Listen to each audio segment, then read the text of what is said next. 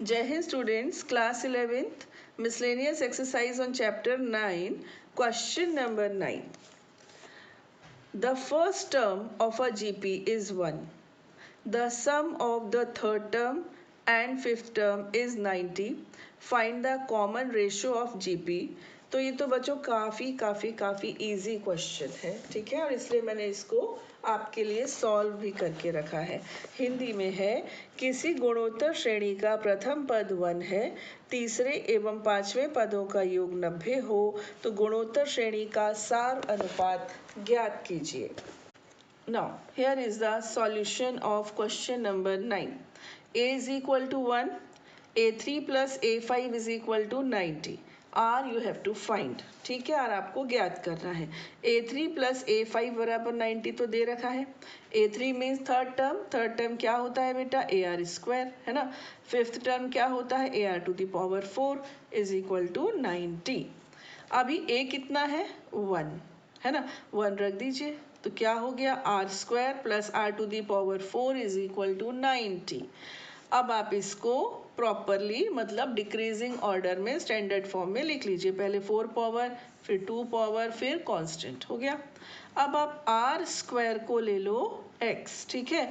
अब बेटा are to the power 4 क्या होता है, R to the power 4 R square का स्क्वायर, ऐसे तो होता है ना। और आर स्क्वायर को आप क्या ले चुके हो, एक्स, तो ये एक्स है, बन गया एक्स स्क्वायर, मतलब आर टू दी पावर 4 और एक्स स्क्वायर एक ही बात है। तो आर टू दी पावर 4 के प्लेस पर आपने एक्स स्क्वायर लिख दिया, है ना, और आर स्क्वायर की जगह पर एक्स हो गया। 90 के ऐसे फैक्टर्स करो जिन्हें सब्ट्रैक्ट करें तो 1 आ जाए। 10 और 9 कौन नहीं जानता, हो गए, है ना। इसके बाद हमने एक बार इसको 0 रखा तो आया -10। अब एक्स क्या है बेटा, एक्स है आर स्क्वायर, तो R square is equal to -10 is not possible, संभव नहीं है। क्यों नहीं है, क्योंकि इससे हमको कॉम्प्लेक्स नंबर यानी कि काल्पनिक संख्या मिलेगी, और यहाँ पर अभी काल्पनिक का कोई काम नहीं है, ठीक है। ये सब रियल नंबर्स, नेचुरल नंबर्स पे चल रहा है। एक्चुअली नेचुरल नंबर्स पे ज़्यादा चल रहा है, डोमेन नेचुरल है ना, लेकिन हाँ चलो आउटपुट तो रियल हो सकता है। हो गया यहाँ तक। इसके बाद कौन सा लेंगे, फिर हम 9 लेंगे। x means are square, 9r हो गया आपका प्लस -3, सिर्फ r बताना था और कुछ नहीं, ये नहीं कि सीरीज बताओ या ऐसा कुछ भी नहीं था, ठीक है। Now come to the question number 10। किसी गुणोत्तर श्रेणी के 3 पदों का योग 56 है। देखो 3 पद आ गए, अभी चर्चा करते हैं इसके ऊपर हम। यदि हम क्रम से इन संख्याओं में से 1, 7 और 21 घटाएं तो हमें एक समांतर श्रेणी प्राप्त होती। अभी वो जीपी है, लेकिन उनमें से 1, 7 और 21 माइनस कर दो ना तो जो आती है वो एपी होती है। तो संख्याएं ज्ञात कीजिए, ये आपका क्वेश्चन है, ठीक है। Now let me read it in English. The sum of 3 numbers in GP is 56. If we subtract 1, 7, 21 from these numbers in that order, we obtain an arithmetic progression. Find the numbers. ठीक है बेटा, चलिए इस question को देखिए। पहला number अपन ये ले लेते हैं। First number means first term लिखना चाहिए, it's not number it's term, ठीक है। Let the first term of GP be A and common ratio be R. Got it. माना जीपी का प्रथम पद ए तथा सर्वानुपात आर है। अब 3 पद बेटा लेने थे। आपको याद होगा हमने अपने एक वीडियो में चर्चा की थी कि जब प्रोडक्ट दिया हो तो हम कौन से 3 पद लेते हैं और क्यों। यहाँ पर प्रोडक्ट नहीं दिया था, सिंपल सम दिया हुआ है, योग, तो फिर ये ठीक है। फर्स्ट टर्म ए, सेकेंड हुआ ए आर और थर्ड हुआ ए आर स्क्वायर, ठीक है। अब वो कह रहे अभी ये जीपी में है, लेकिन अगर आप पहले में से 1, दूसरे में से 7 और थर्ड टर्म में से 21 सब्ट्रैक्ट कर दो तो जो आ रहे हैं ना रिजल्टेंट नंबर्स वो एपी में होंगे, एपी में है या एपी में होंगे, कुछ भी लिख लो। अब बच्चों सवाल शुरू करते, तो अपनी तैयारी थी। सम दिया हुआ है कितना, 56, ए कॉमन ले लो तो 1 plus R square is equal to 56, ठीक है। अब जो ये रिजल्टिंग नंबर्स आए ना, ये किस में आए, एपी में। एपी की क्या खासियत होती है बेटा, ए बी सी, ये 3 नंबर्स अगर एपी में है इसका मतलब B is equal to a plus C upon two, या फिर ऐसे बोल दूं कि a plus C is equal to 2b, दोनों करेक्ट है। कब? जब ये AP में है। इस चीज़ का हमने यूज़ किया यहाँ पर, ठीक है। ये आपका बीच वाला नंबर था, B था जिसको हम कहते हैं ना बीच वाला, इसका ट्वाइस a प्लस सी के इक्वल। अगर ABC AP में होते हैं, इसका मतलब 2B is equal to a plus C. ये चीज़ हमने बेटा यहाँ पर अप्लाई कर दी, ठीक है। अब इनको समेटा, I mean मल्टीप्लाई किया, सब इसको कलेक्ट किया। अब एक तरफ ले आए, किस किस को? इनको, जिसमें अपने अल्फ़ाबेट्स हैं ए आर स्क्वायर और 2AR को इधर लेकर आ गए। ए कॉमन आ गया, ये इज इक्वल टू 8, इसको बोल दिया इक्वेशन 2, ठीक है। अब इक्वेशन 1 आपको एक बार और दिखा दूँ, क्या थी? A 1 plus R square is equal to 56, ये आपकी इक्वेशन 1 थी, है ना। और ये आपकी इक्वेशन 2 है। हमने क्या किया? 1 को 2 से डिवाइड कर दिया, इजी पड़ेगा। देखो कैसे, ये फर्स्ट इक्वेशन की लेफ्ट हैंड साइड, ये सेकेंड इक्वेशन की left hand side, first equation की right hand side, second equation की राइट हैंड साइड, इनको डिवाइड कर दिया। ए से ए कैंसिल, यहाँ पर 8 से 56 cancel, 1 cross multiply, got it, cross multiply. तो ये तो एज इट इज है, 7 से ये तीनों मल्टीप्लाई हो गए, इधर ले आए, क्वाड्रेटिक इक्वेशन रेडी हो गई। इसको फैक्टर कर लिए तो ये दो आंसर्स आ गए, एक आ गया 2 और एक आ गया 1/2। अब r is equal to 2 equation 1 में रख दीजिए, तो a आ जाएगा 8, और अगर आप 1/2 को रखते हो तो a आ जाता है 32, ठीक है। एक कॉम्बिनेशन है 8 एंड 2 का, दूसरा कॉम्बिनेशन है 32 एंड 1/2, ठीक है। इन दोनों के हिसाब से हमने नंबर्स निकाल लिए, तो 8 16 32 बोल दीजिए या 32 16 8, तीन दोनों ही करेक्ट है, ठीक है। Now come to the question number 11. I have written this question in one paper. A GP consists of an even number of terms. If the sum of all the terms is 5 times the sum of terms occupying odd places, then find its common ratio. किसी गुणोत्तर श्रेणी के पदों की संख्या सम है, यदि उसके सभी पदों का योगफल विषम स्थान पर रखे पदों के योगफल का 5 गुना है, तो सार अनुपात ज्ञात कीजिए। क्वेश्चन समझ रहे हो? हाँ, चलिए, तो इसकी हम शुरुआत करते हैं ऐसे, लेट द टोटल नंबर्स या total terms in GP be 2n. Why this 2n? ये 2n क्यों लेना है? माना GP में पदों की संख्या 2n है। क्यों है बेटा 2n? इसलिए है, उन्होंने कहा कि इसमें इवन नंबर ऑफ टर्म्स है, यानी कि सम संख्या में संख्याएं हैं, सम संख्या में इसकी पद है, मतलब इसकी जो सम है वो टोटल कितने पद है जो सम संख्या हो, यानी कि 8 हो सकते हैं, 12 हो सकते हैं, 24 हो सकते हैं, सम होने चाहिए। सम की पहचान क्या होती है? 2n, है ना। अब n कुछ भी होगा तो 2n से इवन हो जाएगा, ठीक है। अब इसकी सीरीज हम लिख ले, ए आर स्क्वायर, ठीक है, बीच में AR to the power n-1, AR to the power n, AR to the power n+1, फिर चलता जाएगा। और अब ये कहाँ तक जाने वाला है? 2n-1, क्योंकि इसमें 2n पद है, ठीक है। अब इस सीरीज का सम निकालते हैं, तो सम क्या होगा? A 1 - r to the power n होता था, तो यहाँ हो जाएगा 2n, ठीक है बेटा। तो it's not n, it's 2n, S2n, got it, है ना। पूरी सीरीज का जो सम है S2n, it is A 1 - r to the power 2n upon 1 - r, ठीक है।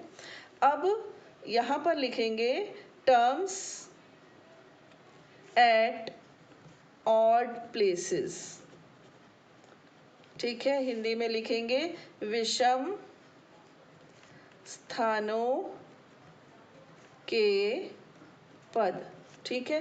पहला विषम देखो, पहला, दूसरा, तीसरा, चौथा, पांचवा, छठवां, तो पहला विषम है मतलब ऑड नंबर 1 हुआ।